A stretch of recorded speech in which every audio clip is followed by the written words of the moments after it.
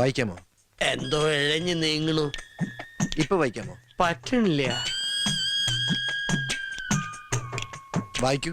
പറ്റണില്ല.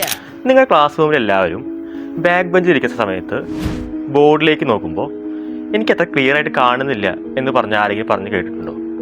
അങ്ങനെയുണ്ടെങ്കിൽ അവർക്കുള്ള പ്രശ്നം എന്തായിരിക്കും? അതെ, എന്താണ്? ഷോർട്ട് സൈറ്റ് അല്ലെങ്കിൽ മയോപ്പിയ എന്ന് പറയുന്നു. 10ാം ക്ലാസ് ഫിസിക്സ് ടെക്സ്റ്റ് ബുക്കിൽ 3ാമത്തെ ചാപ്റ്ററിൽ നമുക്ക് മയോപ്പിയയെ കുറിച്ച് പഠിക്കാനുണ്ട്. അപ്പോൾ എന്താ മയോപ്പിയ പറയുന്നത്? ദൂരെയുള്ള വസ്തുക്കളെ കാണാൻ അത്രമാത്രം ക്ലിയർ ആവില്ല, പക്ഷേ ഏറ്റവും അടുത്തുള്ള വസ്തുക്കളെ കറക്റ്റായിട്ട് കാണുകയും ചെയ്യും. ഇതാണ് ഷോർട്ട് സൈറ്റ് എന്ന് പറയുക. ഇനി കുട്ടികളെ, നിങ്ങൾക്ക് എല്ലാവർക്കും ഒരു സംശയം ഉണ്ടാവില്ലേ, ഞാൻ വെച്ചിരിക്കുന്ന ഈ കണ്ണട ഏതാണെന്ന്? എനിക്കും ഇതേ പ്രശ്നമാണുള്ളത്. എന്താണ്? ഷോർട്ട് സൈറ്റ് ആണ്.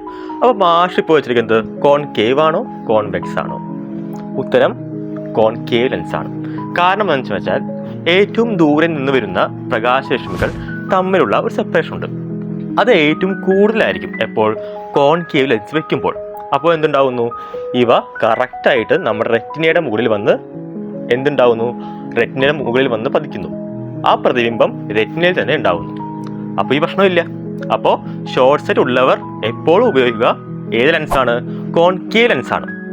അങ്ങനെയാണെങ്കിൽ ഒരു ചോദ്യം, ലോങ് സൈറ്റ് ഉള്ള കുട്ടികൾക്ക് അല്ലെങ്കിൽ ആളുകൾക്ക് ഏതുതരം ലെൻസായിരിക്കും ഉപയോഗിക്കുക? കോൺകേവ് ആണോ കോൺവെക്സ് ആണോ?